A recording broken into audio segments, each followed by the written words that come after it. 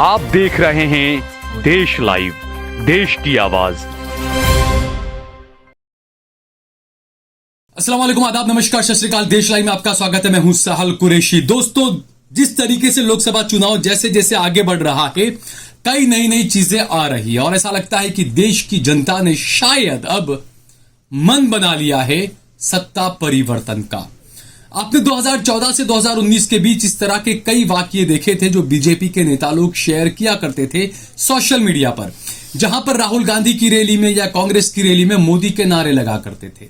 लेकिन अब माहौल ऐसा बदला कि महाराष्ट्र के कोल्हापुर में, महाराष्ट्र में बीजेपी की सरकार है, बीजेपी के समर्थन से शिवसेना और दोनों की सरकार चल रही है। एनसीपी का एक धड़ा भी उसमें हिस्सेदार है। बीजेपी की वहां पर सरकार है राज्य में, और कोल्हापुर के अंदर बीजेपी की एक रैली हो रही थी लोकसभा चुनाव को लेकर। वहां पर बीजेपी की एक नेता हैं, उन्होंने जनता से पूछा कि बताइए आप देश किसके हाथों में सौंपना चाहते हैं? नरेंद्र मोदी के हाथों में सौंपना चाहते हैं या राहुल गांधी के हाथों में सौंपना चाहते हैं?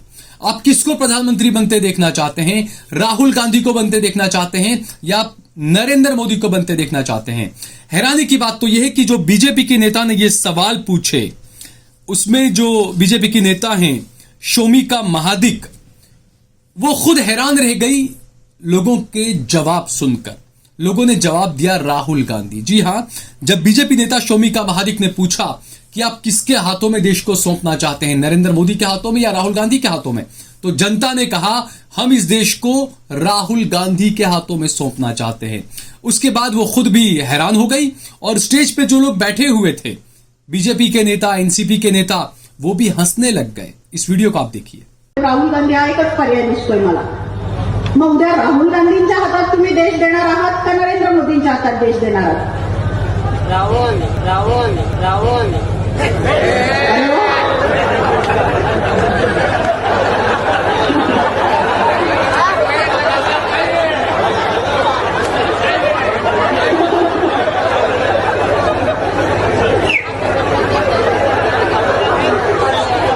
तो देखा दोस्तों आपने, कोल्हापुर की रैली का यह मामला है। कांग्रेस के महाराष्ट्र के एक नेता ने खुद इस वीडियो को शेयर किया है अपने ट्विटर पर और फेसबुक पर और सोशल मीडिया पर।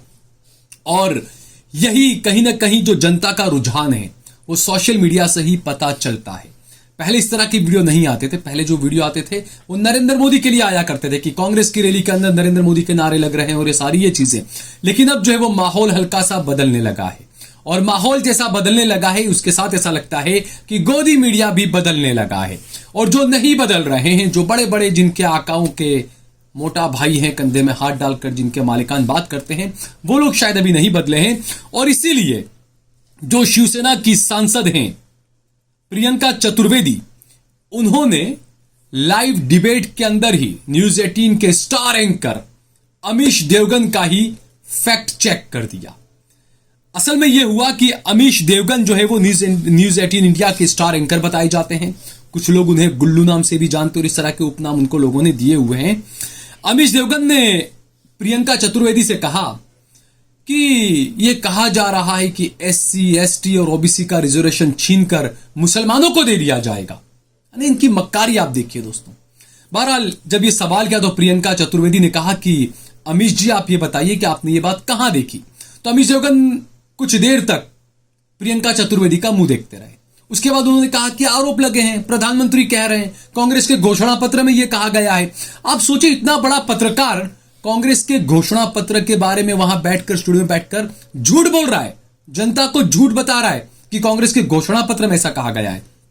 हैरानी की बात तो यह हुई कि प्रियंका चतुर्वेदी अपने साथ में कांग्रेस का घोषणा पत्र लेकर आई थी और उन्हें बाकायदा अमीश देवगन से कहा कि देखिए ये पेज नंबर 6, 7 या 7, 8 जो पेज नंबर है उस पर सारी चीजें लिखी है, इसमें कहां लिखा है कि मुसलमानों को रिजर्वेशन दिया जाएगा, ये बताइए आप।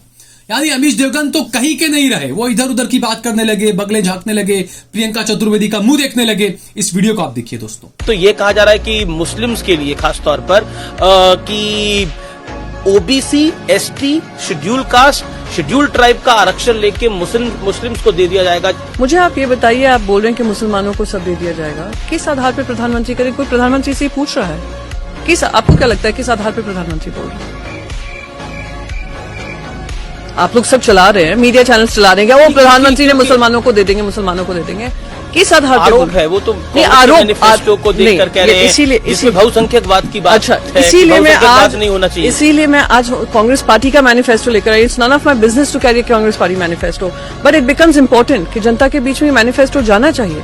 ये जो झूठ प्रधानमंत्री नरेंद्र मोदी जी के मुंह से निकल रहा है, ये बहुत ही दर्दनाक है। पेज 6 और 7 है इनके मैनिफेस्टो का, जो इक्विटी की बात करता है, सोशल जस्टिस की बात करता है। आप मुझे इसमें कहीं भी दिखा दीजिए कि मुसलमानों को उठाकर सब दे दिया जाएगा, या किसी धर्म के आधार पर दे दिया जाएगा, या किसी जाति के आधार पर दे दिया जाएगा। मैं आपको इन्वाइट कर रही हूँ, ओपनली कह रही हूँ, पेज 6 और 7 है शायद इसका। हाँ, पढ़े मैंने 6 और 7।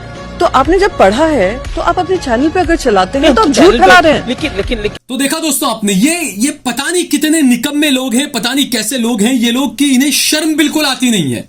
इतना इनका फैक्ट चेक हो रहा है, हर जगह इन्हें गो बैक गोदी मीडिया और दलाली बंद को इस तरह के इनको नारे सुनने पड़ते हैं, लेकिन उसके बावजूद पता नहीं क्या बात है कि इनके पास में कुछ ऐसी संपत्ति इनकी है जिससे इनको डर लग रहा है, या पता नहीं क्या बात है।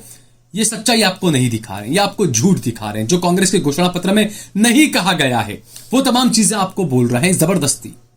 और हैरानी की बात तो यह कि सवाल किए जाने चाहिए थे प्रधानमंत्री नरेंद्र मोदी से, लेकिन नरेंद्र मोदी से ये लोग सवाल नहीं करते हैं। लेकिन ये नरेंद्र मोदी का ही एजेंडा सेट कर रहे हैं। जिस तरीके से अमीश देवगन ने प्रियंका चतुर्वेदी से जो सवाल किया SC ST और OBC के रिजर्वेशन को छीनकर मुसलमानों को देने का, नरेंद्र मोदी ने तेलंगाना की रैली में आज इसी लाइन को आगे बढ़ाया। नरेंद्र मोदी ने एक रैली में कहा कि जब तक नरेंद्र मोदी जिंदा है तब तक SC ST और OBC का रिजर्वेशन छीनकर धर्म के आधार पर मुसलमानों को नहीं देने देगा। जब तक मोदी जिंदा है मैं दलितों का आरक्षण, आदिवासियों का आरक्षण, OBC का आरक्षण मुसलमानों को धर्म के आधार पर नहीं देने दूंगा, नहीं देने दूंगा, नहीं देने दूंगा। आप सोचिए ये कैसा प्रधानमंत्री है? क्या ये सिर्फ एक विशेष हिंदू वर्ग का प्रधानमंत्री है? मुसलमानों से इस प्रधानमंत्री को इतनी नफरत क्यों है? इतने इस्लामोफोबिक क्यों है प्रधानमंत्री? आप वहां पर जाकर हबीबी हबीबी कर कर गले मिलते हैं सऊदी अरब में और दुबई के अंदर, और यहां पर आपका एक अलग ही रूप देखने को मिलता है। और किसने कहा कि SC ST OBC का रिजर्वेशन छीनकर कांग्रेस जो है मुसलमानों को दे देगी? किसने कहा ये?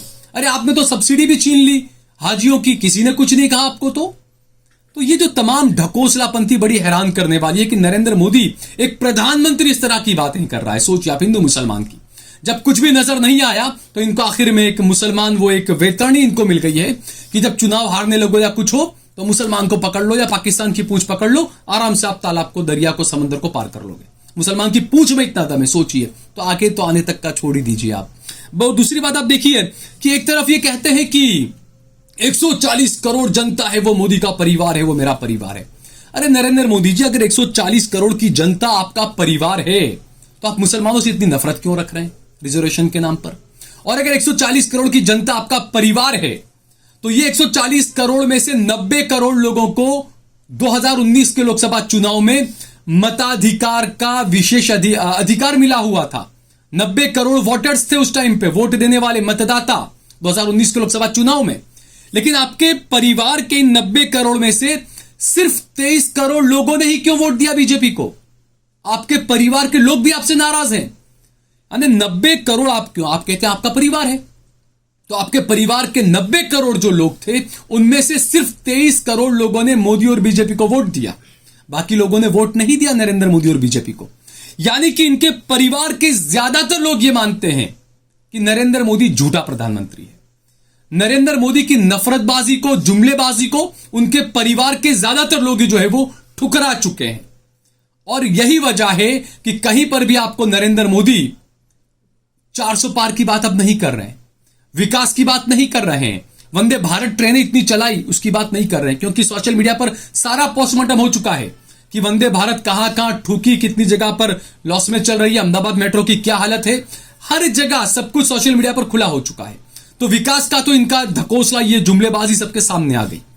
तो आखिर में प्रधानमंत्री खुद जो है वो हिंदू मुसलमान का एक बड़ा वो लगाया ना, जो संसद के अंदर बड़ा डंडा जैसा राजाशाही वाला, वो लेकर उतर चुके हैं मैदान में। हिंदू मुसलमान के अलावा इन्हें कुछ नहीं दिखता है। तो अब जनता को खुद तय करना है कि 2024 के चुनाव के जो बाकी के 5-6 चरण जो बचे हुए हैं उसमें किस तरीके से वोट करना है, कौन आपके लिए फायदा पहुंचा रहा है, कौन आपके बच्चों को, आपके नौजवानों को, आपके युवाओं को कौन दंगाई बना रहा है और कौन उनके लिए रोजगार की बात कर रहा है, ये जनता खुद तय करे। अगर आपको ये वीडियो पसंद आया हो तो इस पर कमेंट करें, इसे लाइक करें, इसे ज्यादा से ज्यादा शेयर करें। अगर आपने हमारा चैनल देश लाइव सब्सक्राइब न किया हो तो हमारे चैनल को जरूर सब्सक्राइब करें। ज्वाइन बटन दबाकर ज्यादा से ज्यादा हमारे साथ में जुड़ने की कोशिश करें और ज्यादा से ज्यादा हमारा समर्थन करें। हमने हमारा नंबर भी दिया हुआ है, हमारे नंबर पर भी आप सीधे तौर पर हमें मदद कर सकते हैं। इसके अलावा आजकल के जो सोशल मीडिया चल रहा है, यूट्यूब, फेसबुक, ज्यादातर सब हमको बैन कर रहे हैं, शेडो बैन कर रखा है। रंबल RUMBLE यूट्यूब की तरह एक प्लेटफॉर्म है जिस पर हम हमारी वीडियो अपलोड करते हैं। तो कभी आपको अपना पसंदीदा चैनल देश लाइव यूट्यूब पर नजर ना आए तो आप रंबल पर इसे सर्च करिएगा, वहां पर आपको सारी खबरें मिल जाएंगी। जय भारत, जय हिंद।